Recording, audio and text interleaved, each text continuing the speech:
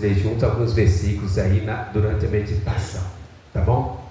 A esse respeito, temos muitas coisas que dizer e difíceis de explicar, porquanto vos tendes tornado tardios em ouvir.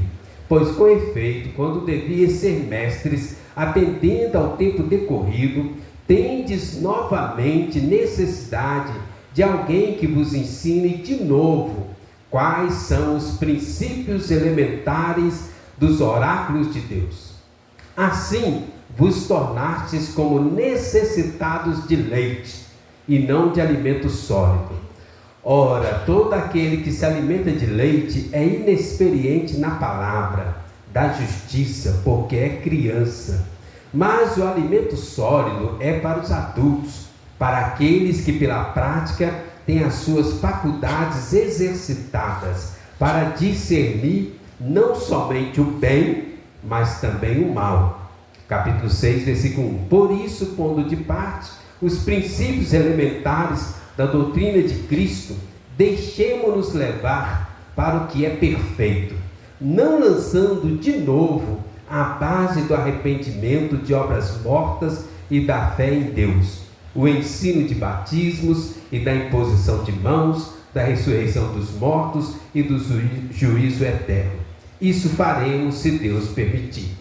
Ele vai tratar muitos desses aspectos nos próximos capítulos, nós veremos isso, mas vamos orar e vamos ficar só por aqui hoje, por causa do tempo que não é tão grande, né? Deus, muito obrigado, Deus, por esse dia, muito obrigado por esse tempo, muito obrigado por esse louvor abençoado, pela liturgia que enche, lava a nossa alma, enche o nosso coração de gozo, de alegria, de fé. Que o Senhor também agora, Deus, pela tua bondade, misericórdia, abra nossa mente, nosso coração, fala conosco, o Senhor, através dessa palavra, nos fortalece, aumenta a nossa fé, possamos crescer e progredir na fé. Em nome de Jesus, amém. Amém. Irmãos, a Bíblia diz em 2 Pedro 3,18, Maria Vitória, coloca aí para mim. Antes crescei na graça e no conhecimento de nosso Senhor e Salvador, Jesus Cristo. A Ele seja a glória, tanto agora como no dia eterno. Amém. Ano passado nós chegamos a decorar esse versículo. Vamos falar juntos? Antes crescei na graça e no conhecimento de nosso Senhor e Salvador Jesus Cristo. A Ele seja a glória, tanto agora como no dia eterno. Amém. Irmãos, este é o desejo de Deus para nós.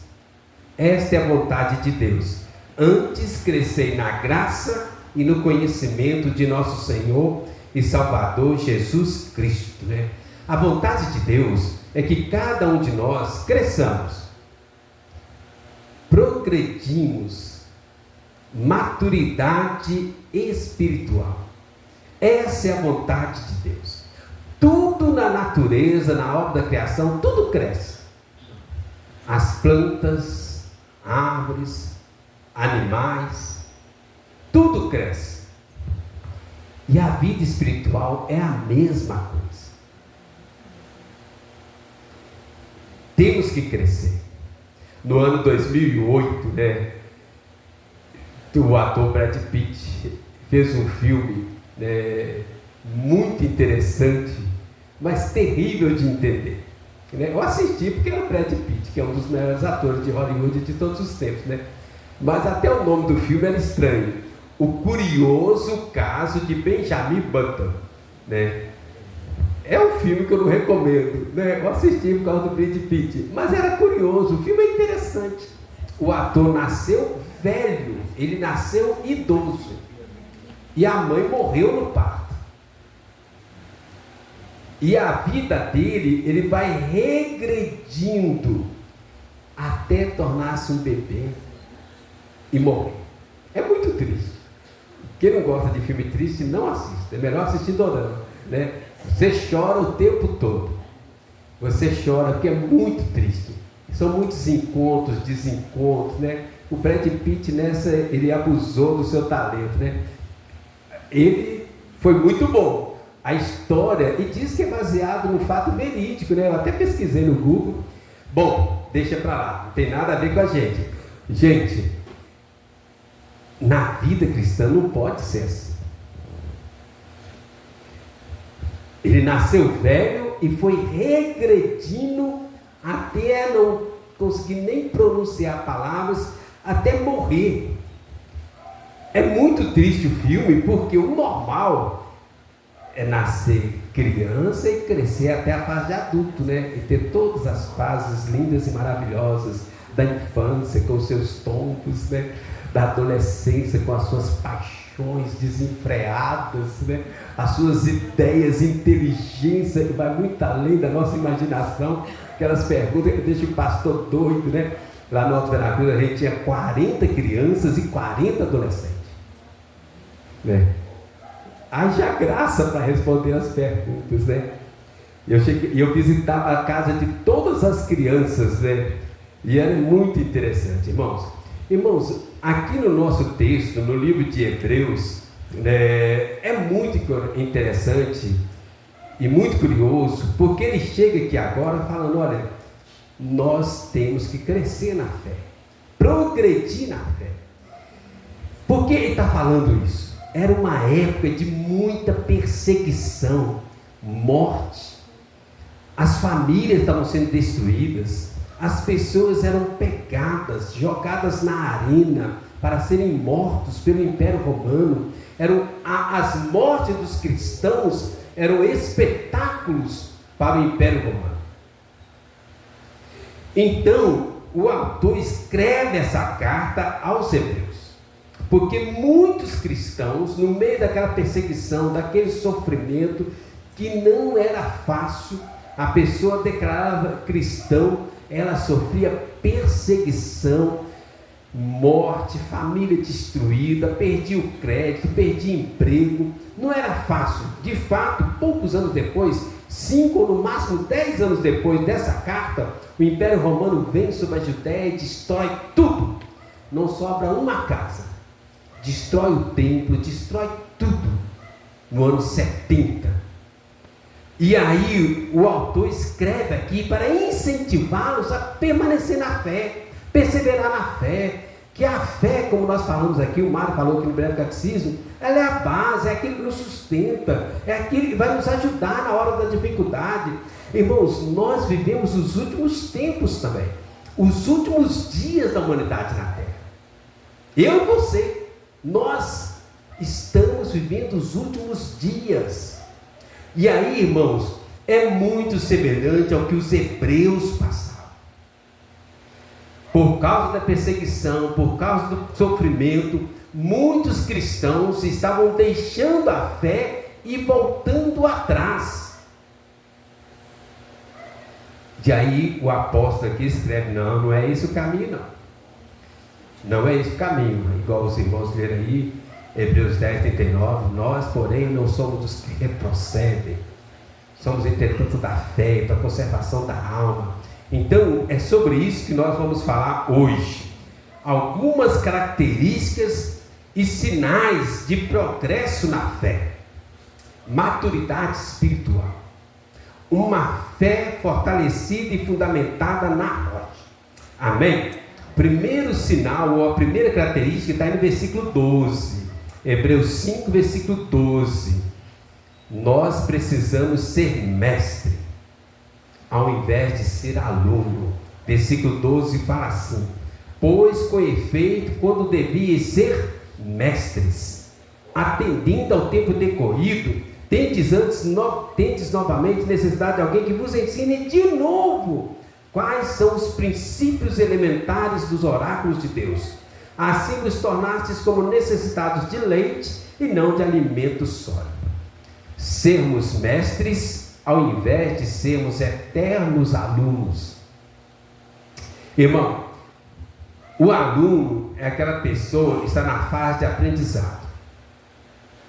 Não tem nada errado em ser aluno.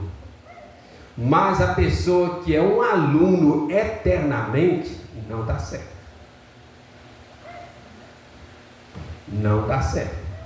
Na minha época eu conheci um jovem que ficou 4 anos na 6ª série. Os outros alunos faziam bullying com ele. ele tinha alguma dificuldade de acepção, né? Para mim foi a série mais difícil que eu tive também, né? Mas não é normal, por isso que os outros alunos insensíveis faziam bullying com ele, porque não é normal, né? A pessoa ficar ali aprendendo e nunca crescer, nunca desenvolver. O mestre é aquele que está na fase já de ensinar aos outros. Todos nós podemos ensinar alguma coisa para alguém, em alguma área. Pode ser na culinária, pode ser coisas do dia a dia, mas todos nós podemos ensinar alguma coisa com alguém. Veja bem, não há nada errado em aprender, mas nós precisamos chegar àquele ponto de começar a ensinar. Mestres na fé, entende? Ensinar alguma coisa para alguém. Não é normal uma pessoa muitos anos na fé e não ter nada para ensinar. A gente tinha muitas crianças lá no Alto Veracruz, eu gostava de visitar. Quando nascia, naquela época não tinha todos esses protocolos. Hoje em dia eu ia no hospital, eu era um dos primeiros a chegar na casa para visitar quando o bebê chegava, e às vezes eu via as crianças crescendo e eu via os adultos imitando as crianças. Gente, era feio demais, era bobeira que não acaba mais, né? Os bebezinhos lá começando as primeiras palavras e os pais imitando. Ai, pastor, ele falou meu nome, não falou nada, mas eu não ia desmentir, né? Eu deixava ele acreditar, ficava todo feliz. Ele está falando papai. Aí ficava balbuciando algumas letras lá. Gente, que bobeira. Mas a gente, de olhar de fora, já achava bobo. Mas nós não achamos bobo a gente ficar anos e anos e anos, a gente não crescer e não amadurecer. Imagina você tem uma árvore na sua casa, um pé de manga, um pé de abacate, um pé de mexerica, um pé de limão, né? Imagina aí, lá na chácara do Ronaldo tem quantos pés de fruta lá, Ronaldo? Uns 50. Na do Jean tem uns 30 ou mais. E se não der fruto, o que você faz? Corta. Mas na igreja, na vida espiritual, a gente acha normal, a gente acha que não tem nada a ver, a gente acha que está tudo bem. Não está tudo bem, irmãos. Nós precisamos ser mestres, começar a ensinar aos nossos filhos, aos nossos amigos, uns aos outros. Qualquer coisa, né? Ensinar, avançar, crescer. Irmãos, o que eu estou querendo dizer? A vida cristã, assim como a vida natural, biológica, é composta de duas fases: nascimento e crescimento, desenvolvimento, progredir na fé. Há algumas coisas na vida cristã que acontecem uma vez só, tem a ver com o dia do nascimento, novo nascimento, salvação, regeneração, nascer de novo, uma vez só, acabou. Quem é regenerado para sempre, nasceu de novo, acabou. Adoção, você aceitou Jesus, automaticamente você é adotado como filho de Deus, família de Deus, uma vez só, não tem volta. Você pega justificação, foi lido aqui, foi falado, Romanos 5:1, né? Você aceitou Jesus, você é automaticamente justificado pela fé, uma vez só. Nenhuma condenação há para aqueles que estão em Cristo Jesus. Mas tem outras áreas que a gente tem que desenvolver, irmãos. Temos que progredir na fé, crescer. Santificação é a nossa luta do dia a dia. Encher-se do Espírito. Eu acho que a Cida que orou aqui, deixar o Espírito conduzir a gente durante o dia a dia. Não é fácil não. Tem uma luta da nossa carne contra o Espírito, diária, ou melhor, talvez até horária, né? Toda hora, todo minuto, o nosso eu, o nosso ego, não quer deixar o Espírito nos conduzir, né? Santificação, encher do Espírito, maturidade espiritual. Nós temos que crescer, desenvolver, progredir na fé. Ou seja, irmãos, ali nos cristãos hebreus, o apóstolo falando aqui, duas coisas que estavam impedindo-os de crescer, progredir na fé: maturidade espiritual. Se vocês repararem no texto aí, olha, primeiro, haviam se tornado tardios em ouvir, e segundo, a falta de crescimento e desenvolvimento. Então já havia passado um tempo, receberam Jesus, tinham a fé, a salvação, mas eles não cresciam, não desenvolviam, né? E aí o apóstolo fala assim: por que isso? Aí fala duas coisas, vocês não estão percebendo: tardios em ouvir e falta de desenvolvimento intencional. Essa palavra aqui, irmãos, tardios, eu fui pesquisar ela no original grego que foi escrita a Bíblia, a palavra lá, notros. Notros, aí você vai olhar no Google, no dicionário, significa dificuldade de pensar, duro de ouvido, esquecido, preguiça em entender. Os cristãos não cresciam, não desenvolviam, porque eles tinham ouvido, mas eram surdos. Minha mãe, quando a gente era criança, né, na minha casa eram 8 filhos. Assim: você está surdo, menino? Vai tomar banho, chuveiro do lado de fora, frio. Você sabe que tem época aqui do ano que não dá, né?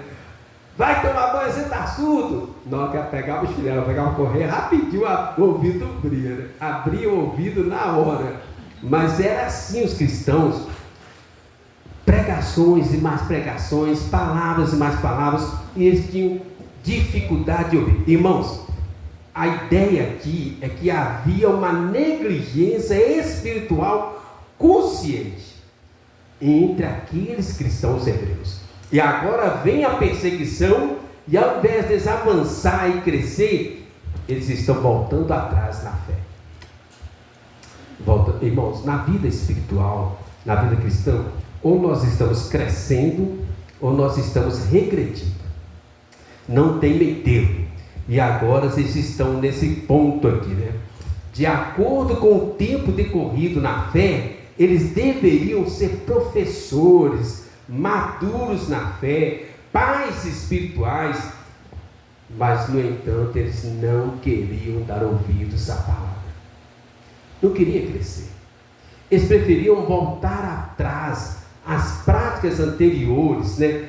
Então, para a gente fechar esse ponto, o desafio nosso aí, ó, a igreja precisa de pessoas dispostas a crescer, a aprender, tornar líderes, tornar professores, discipuladores, adotar outras pessoas, adotar as crianças, as jovens, os recém-casados, para ensinar a caminhar. Cada um de nós que já estamos há mais tempo na igreja, isso não tem a ver com idade, tem a ver com maturidade. Nós precisamos discipular outros. Ô marido, Cláudio, coloca aí Esdras 7, versículo 10. Esdras 7, versículo 10. Olha para você ver. Vamos ler uma só voz? Aqui, olha, esta disposição de Esdras tem que ser a mesma disposição no nosso coração. Vamos ler juntos? Porque Esdras tinha disposto o coração para buscar a lei do Senhor, para cumprir e para ensinar em Israel os seus estatutos e os seus juízos. Perceberam, irmãos? Esdras dispôs para buscar a lei, para cumprir a lei, para ensinar a lei.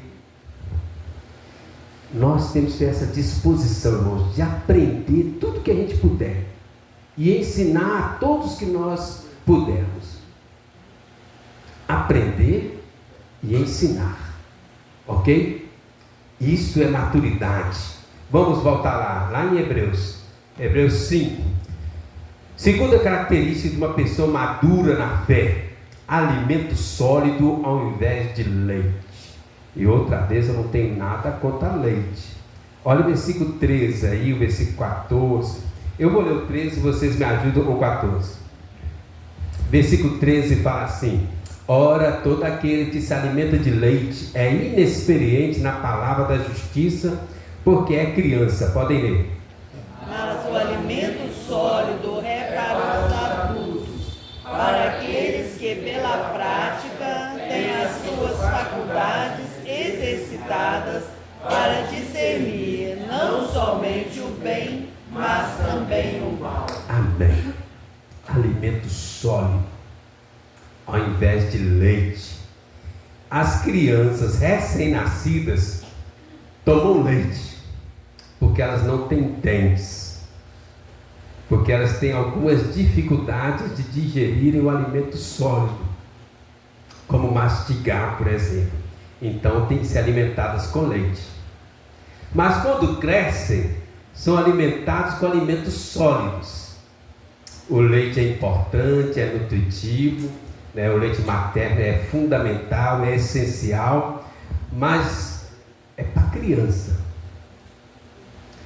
Um dia eu estava vendo, eu gosto muito de seguir páginas de medicina no Instagram, minha mãe falando lá, o ser humano, estava lá na página lá, né? Vou falar como estava lá. O ser humano é o único animal adulto que continua tomando leite. Eu disse, olha, é curioso, não sei se é verdade, né? A internet aceita tudo, mas eu achei interessante. As crianças tomam leite, os adultos comem alimentos sólidos, né? É lógico que ele não está falando de leite aqui, né, irmãos? Leite aqui, espiritualmente falando, teologicamente, refere às verdades básicas do Evangelho. O que é o leite espiritual? Arrependimento, fé, salvação, crer em Jesus, Deus como Criador de todas as coisas. Aí o alimento sólido seria o que? As doutrinas teológicas que a gente tem que cavar na Bíblia. Às vezes nem tem nome na Bíblia, mas está lá a doutrina. Trindade. Alguém já viu a palavra trindade na Bíblia? Não, mas a doutrina está lá. Mas você vai ter que cavar. Ordo salutis. Nós estamos estudando na escola dominical. Alguém já viu essa palavra na Bíblia? Não, mas a doutrina está lá. Vai ter que cavar para você aprender e descobrir.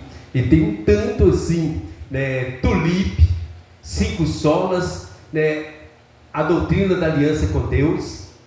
Então, são doutrinas profundas que vão nos ajudar a crescer, progredir, maturidade espiritual, ter uma fé sólida, firme, né, crente, mas não é fácil de absorver.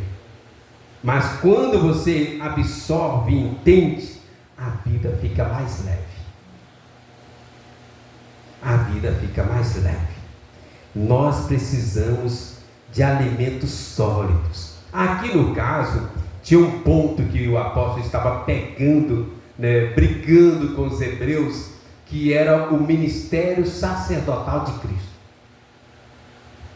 que eles não conseguiam entender nem aceitar, que Jesus é o sacerdote e é o sacrifício ao mesmo tempo. Eles não conseguiam entender uma coisa tão simples, que Jesus é o sacerdote e ele é o sacrifício ao mesmo tempo. Ele ofereceu a si mesmo em favor de nós. É tão fácil entender, né? Ele é 2 coisas ao mesmo tempo. Ele é o sacerdote, aquele que liga os homens com Deus, e ele é o sacrifício, aquilo que é oferecido a Deus para apaziguar a Deus e nos deixar livres para ir para o céu. Essa questão aqui eles não conseguiam entender nem aceitar, e por isso eles estavam deixando a fé cristã, voltando atrás aos rudimentos, às velhas práticas do judaísmo, aos velhos sacrifícios, ao culto de anjos. Eles estavam voltando atrás porque eles não conseguiam entender essas coisas teológicas que o apóstolo vinha desenvolvendo com eles. Na verdade, irmãos, o ensino não é tão complicado, mas exigia deles uma concentração, uma atenção, uma dedicação, uma disposição de ouvir. Eu imagino que eles não eram igual a vocês, né? Tão atenciosos. Lembra de Eutico? Eu não sei quantos lembram. Paulo estava pregando e ele resolveu sentar na janela, dormiu, caiu, morreu. Graças a Deus, Paulo foi lá e ressuscitou. Ninguém dorme, nem cai, nem morre aqui não. Não vai ter a mesma sorte não. Graças a Deus foi com Paulo. Por isso que eu acho que ninguém dorme, né? Porque se morrer vai ter uma grande complicação, né? O reverendo Hernandes Dias Lopes é um pregador aí das mídias, né? Ele fala assim: o assunto é difícil de explicar, não por causa da inabilidade do autor, mas por causa da incapacidade de compreensão dos leitores hebreus. O que tornava o negócio difícil é porque os hebreus não queriam pensar nem dar atenção aqui. Mas quando dava era diferente. E aí o apóstolo Paulo, em Romanos 12, Maria Vitória, coloca aí para nós, ele chama a nossa atenção para isso, gente. Irmãos, crescer não é fácil, aprender não é fácil, não é fácil, a gente tem que ser sincero, né? Não é fácil aprender, não é fácil ensinar, não é fácil desenvolver, não é fácil prestar atenção. Eu que o diga, né? Passei mais da metade da minha vida estudando Romanos 12, versículo 1 e 2, né? Não é fácil, mas tem seus louros, né? Suas recompensas, seus benefícios, e é isso que fala aqui, Romanos 12, 1 e 2. Eu vou ler um versículo, vocês me ajudam com o outro aí, por favor. Rogo-vos, pois, irmãos, pelas misericórdias de Deus, que apresenteis o vosso corpo por sacrifício vivo, santo e agradável a Deus, que é o quê? Vosso culto racional. Podem ler. E não vos conformeis com este século, mas transformai-vos pela renovação da vossa mente, para que experimenteis qual seja a boa, agradável e perfeita vontade de Deus. Percebeu? Não é fácil crescer, mas tem suas vantagens, para que experimenteis qual seja a boa, agradável, perfeita vontade de Deus. Os cristãos hebreus estavam na contramão do aprendizado. Eles não queriam ouvir, não queriam aprender, não queriam crescer, estavam voltando atrás das antigas práticas, culto aos anjos, rituais lá de sacrifícios do Antigo Testamento. Por isso que o apóstolo escreve para eles: não é isso, não é o caminho, vocês estão perdendo as bênçãos de crescer, de amadurecer, de avançar. Irmãos, eles estavam com preguiça de pensar e entender a obra de Jesus. E por isso estavam naufragando na fé.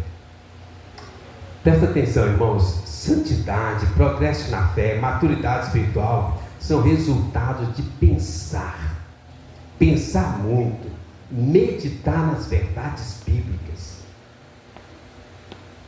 É fácil? Não é fácil não, mas é assim que a gente cresce. O presbítero Hélio pregou aqui um dia na escola dominical: a nossa mente é a sentinela da nossa alma. Foi algo assim mais ou menos que era o título, né? Quando a gente pensa, entende, acredita, a fé cresce e aumenta. É por aqui.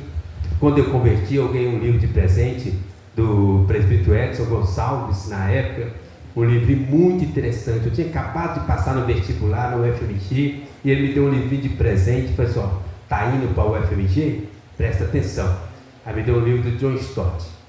Crer é também pensar. Você jogar no Google, você acha isso. É um livreto baratinho, mas muito interessante. Os estudantes universitários, é muito bom. Porque a gente chega no FMG, é uma massificação, é um tanto de ideias sem base, sem fundamento, sobre Deus. O conteúdo acadêmico é muito bom, mas quando vai falar de Deus, sai cada bobeira, cada desorientação, né? E aí, irmãos, logo no primeiro semestre, a nossa sala tinha 60 alunos, e só tinha eu de crente. e o professor de Lógica do Pensamento Científico, primeiro semestre, Filosofia, deu uma palestra maravilhosa, falando que Deus criou o mundo, mas se decepcionou e foi embora, nunca mais voltou, e Deus não se importa conosco. Deus não está nem aí para o que você está passando. Era a palestra do professor, logo no início do curso, no início do semestre. E para piorar, dividiu a sala em 6 grupos de 10 e mandou a gente fazer um trabalho sobre o assunto que eu tinha acabado de falar. Aí a gente dividiu em grupos, lá nos intervalos, olha, gente, vou falar uma coisa, eu não concordo com esse professor. Eu converso com Deus todo dia. Que isso, Ronaldo? Você está doido? Eu disse, não estou doido não. Converso com ele agora, se vocês quiserem. Aí, não, Ronaldo, o que é isso? Aí eu tirei umas cópias, xerox, levei, distribuí para eles, do CS News. Aí disse, Ronaldo, esse negócio é muito confuso. Alguns leram, alguns não leram, levaram para casa. Aí chegou o dia de apresentar o trabalho. Na hora de apresentar o trabalho, a professora, qual grupo vai começar? Aí o rapaz já tinha se manifestado como líder do grupo. Nosso grupo vai ser o primeiro a apresentar. E eu na minha, porque eu nem tinha participado, só, gente.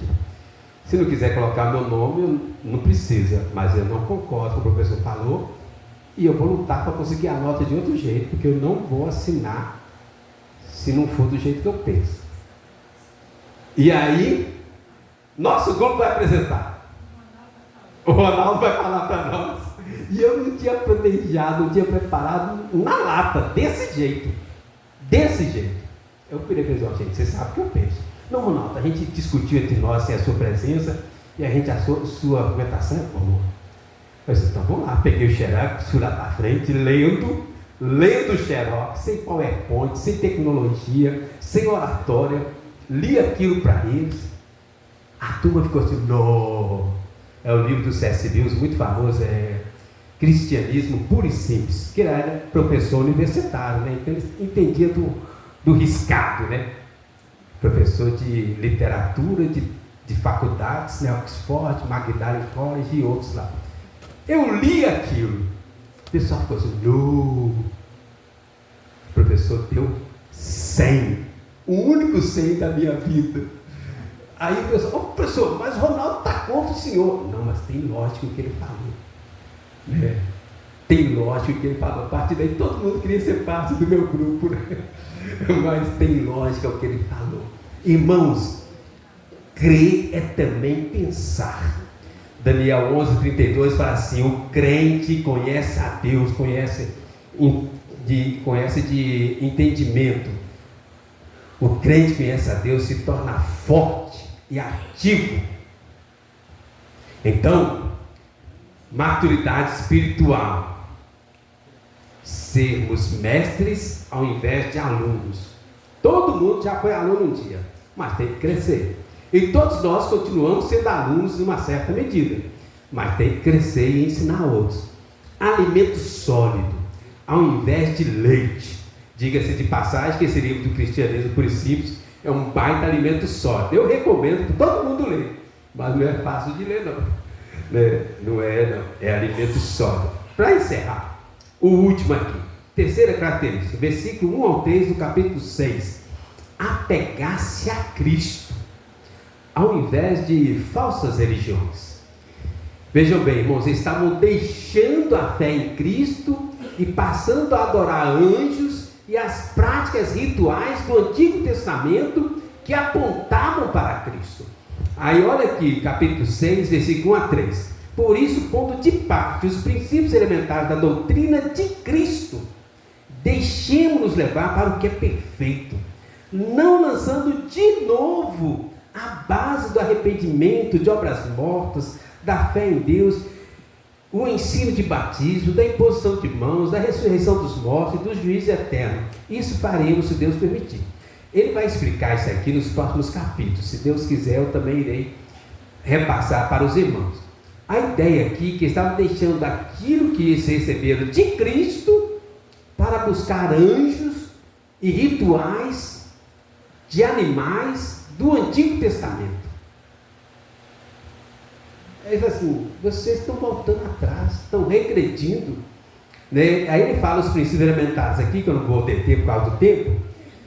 Nos próximos domingos, se Deus quiser, mais para frente, né, nós vamos meditar, né, nisso aí, vai passar em todos isso aí, vai falar tudo isso mais nos próximos capítulos. Bom, irmãos, onde que quero chegar aqui? Apegar-se a Cristo, ao invés de falsas religiões. No caso dele, cultos de anjos, sacrifícios ritualísticos do Antigo Testamento, que eram práticas sombras daquilo que havia de vir. Agora eles queriam voltar atrás, sendo que o que é perfeito já tinha chegado. Irmãos, nós vivemos uma época, nós estamos vivendo os últimos dias, o final dos tempos, e as falsas religiões têm se multiplicado. Todo dia aparece uma religião nova. Igrejas têm se multiplicado. Tem muita gente falando de religião. Eu não lembro qual foi a última vez que eu achei alguma pessoa que se declarasse ateu de verdade. Todo mundo crê em alguma coisa. É sinal dos tempos. Mas o grande problema, o grande detalhe, que essas falsas religiões prometem muita coisa, mas não tem Cristo. E o resultado é que as pessoas acreditam, são sinceras, vão até lá, se esforçam, dedicam, faz tudo o que eles pedem, dá muito dinheiro. O pessoal fica assim, geralmente quando vem, essa igreja aqui não pede dinheiro, não, que Deus nos dá é suficiente, a gente não precisa de mais. Mas eles fazem de tudo, sacrificam tudo, a saúde, o dinheiro, mas não resolve. Por quê? Porque são falsas religiões. O resultado é frustração. Entende, irmãos? As pessoas são sinceras, se esforçam, dedicam, sacrificam, fazem tudo o que pedem, mas não resolve. O resultado é frustração, ansiedade, depressão. Já repararam que nós vivemos uma época que essas coisas se multiplicaram? Ansiedade é o mal do nosso século, porque as pessoas estão tentando, as pessoas estão buscando. Paulo fala que é como se elas estivessem tateando no escuro. Já aconteceu de acabar a luz na sua casa e você sair tateando, procurando armário, gaveta, pegar vela, fósforo, e como você fazia muito tempo que você não usa, você nem sabe onde está, e sai batendo, apalpando no escuro? Essas pessoas estão deste jeito. Irmãos, apegar-se a Cristo é diferente. Jesus Cristo não é religião. Jesus Cristo não é religião. Jesus é Deus soberano, onipotente, amor, misericórdia. Em Colossenses fala assim: Cristo em vós, a esperança da glória. Cristo é diferente. Olha o versículo 1 aqui, a parte B, quando ele fala aí assim, ó: deixemos-nos levar para o que é perfeito. Aí no meio do versículo 1, já falando assim, os princípios elementares da doutrina de Cristo, deixemos-nos levar para o que é perfeito. Este é o nosso alvo, irmãos. Este é o nosso propósito, nosso objetivo de vida. Deixemos-nos levar pelo que é perfeito. A palavra perfeito aí, no original grego é teleiotes, significa maduros. Maduros, aqueles que estão progredindo na fé, pais espirituais, crentes desenvolvidos. Deixemos-nos levar pelo que é perfeito. A palavra deixemos-nos levar aí, no original está na voz passiva. Quem gosta de português aí, olha bem os olhinhos dos universitários, tudo brilharam. Deixemos-nos levar. Na voz passiva, significa Ele que vai nos conduzir.